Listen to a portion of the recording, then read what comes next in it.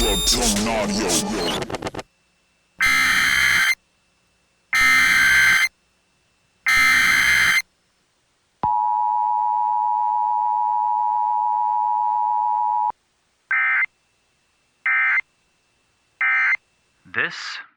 a test.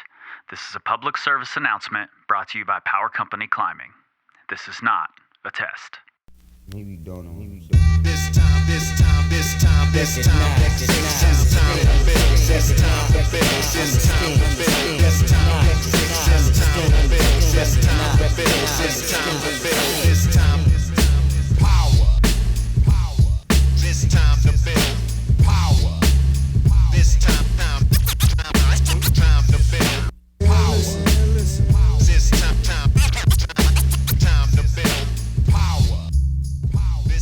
What's up, everybody? I'm your host, Chris Hampton. Welcome to the Power Company Podcast, brought to you by PowerCompanyClimbing.com.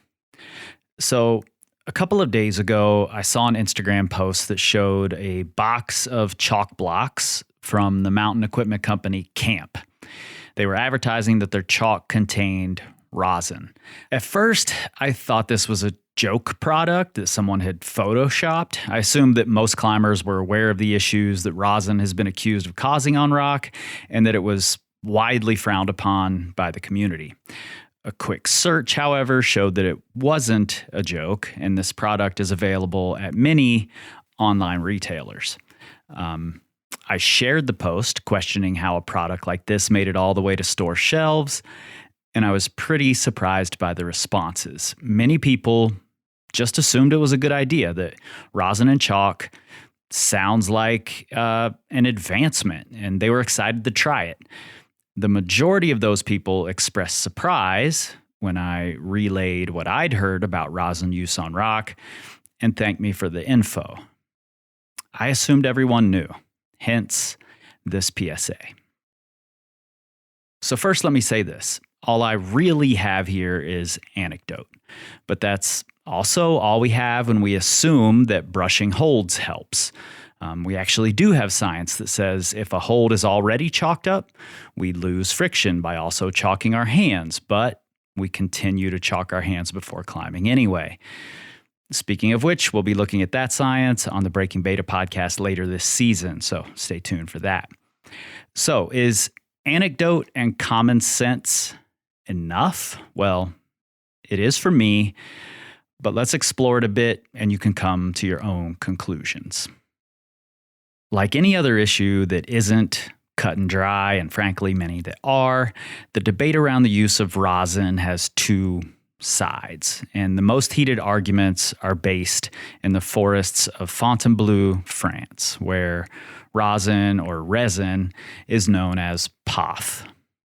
It was first used there sometime in the early 1930s and is used specifically to make climbing on the slopey sandstone more manageable, to increase friction.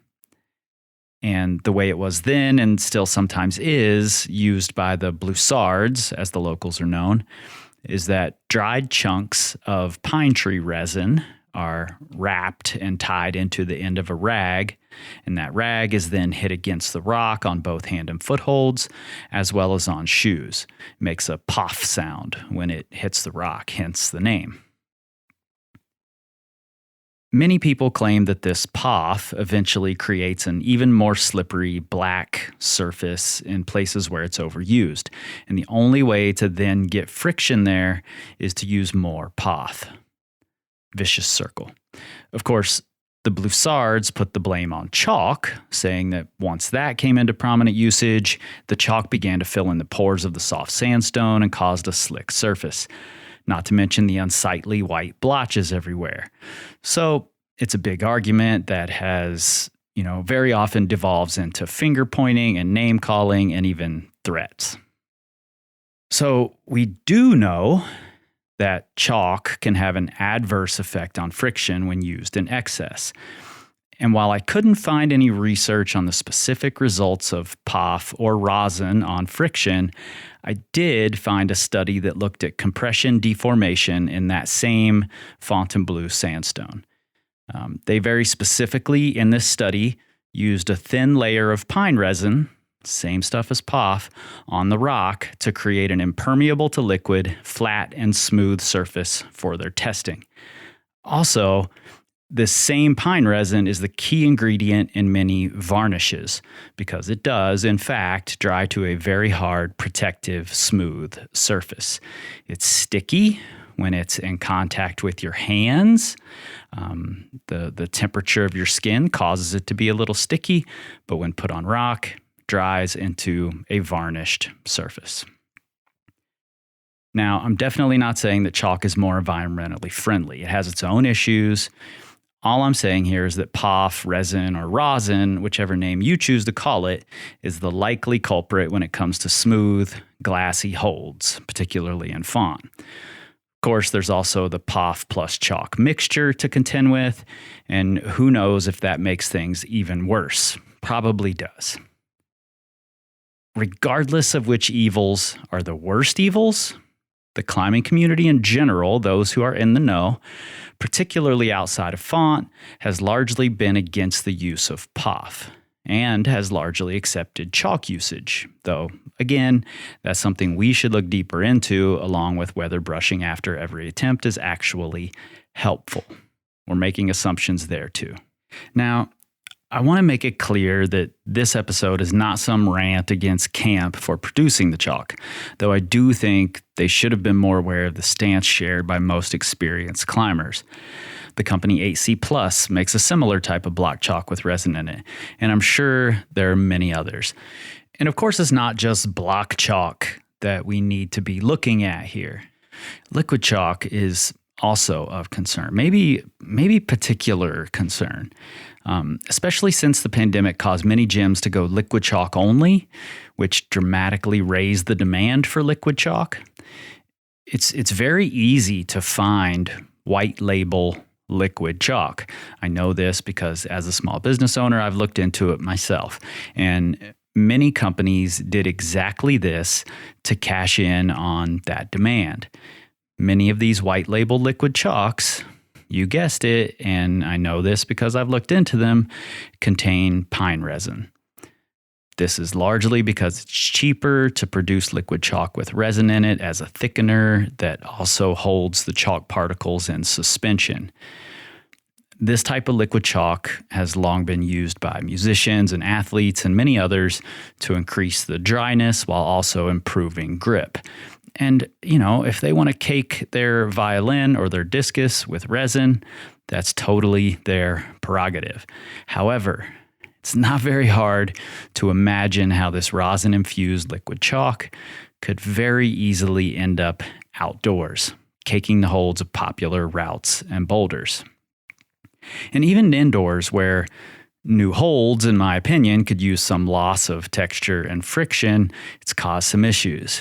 In a Climbing Magazine article, author Hannah Mitchell says, route setters claimed that in as little as 1 to 2 weeks, V2 blocks would become anywhere up to V5 climbs simply because of the lack of friction. The introduction of resin-free alternatives has brought about a welcome reduction in the time and cost associated with the deep cleaning methods that are required to remove resin. Now, for the sake of training, I view polished indoor holds as a good thing. I seek them out for my home wall. But commercial gyms certainly may not, and we don't want to see it that way outside. As I went exploring further and further down this rabbit hole, I was surprised, actually, at the number of companies who put rosin in their liquid chalk. Black Diamond, Petzl, Mammut, several others. While some companies like Friction Labs, Evolve, and Wild Country are specific about the fact that they don't use rosin. And there are also companies out there like Midnight Lightning and Chalk Rebels who are doing their best to be as eco-friendly as they can, and they are openly speaking out against resin usage and overuse of chalk. Many companies make no mention at all of whether they do or don't use resin, and they don't publish their ingredients list in an easy-to-find place. So I'm not going to try to give you an exhaustive list, but I do think you should check for yourself. And that's one thing that maybe Camp and the others that I mentioned here that are using resin, Black Diamond, Petzl, Mammut, maybe that's one of the things they're doing a good job of here. You know what you're getting. They aren't trying to hide it at all. It is a little concerning how many new climbers will just blindly trust these companies to give them the best product for them. So if you're on the hunt to see if your liquid or block chalk contains resin or rosin, be sure to check for the ingredient colophony. It's the same stuff, could be called colophonium. There are several names. If there's an ingredient you don't recognize, do some searching to find out what it might be. I mean, we're smearing this stuff all over the rocks that we hold so dear, so maybe we should know a little more about it. Basically, it's up to you. Make your own decisions with the knowledge that the general climbing community, regardless of what these companies are selling, frowns upon rosin usage in the outdoors, and chalk itself is something we still need to grapple with. Okay, you guys know where to find us, powercompanyclimbing.com. You can find us on the Facebooks, Instagrams, YouTubes, at Power Company Climbing. If you're interested in knowing more about what science says about climbing, check out the Breaking Beta podcast. You can find links to that and to several articles about the use of POF and resin in climbing chalk right there in the show notes in your pocket supercomputers. And as always, share this with your friends on all your social medias, even your Twitter. However, we will not see it because we don't tweet. We scream like eagles. We don't know.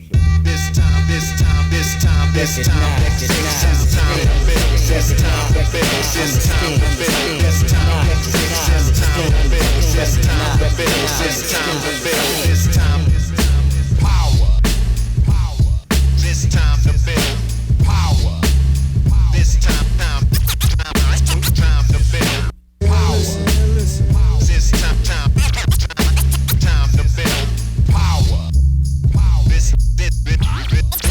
time to build power. This time to build power. This time to build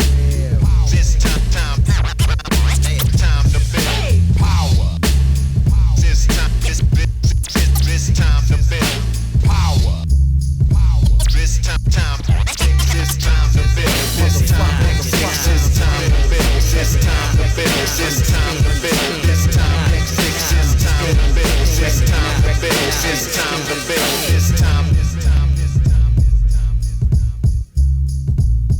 Cause job is the sinister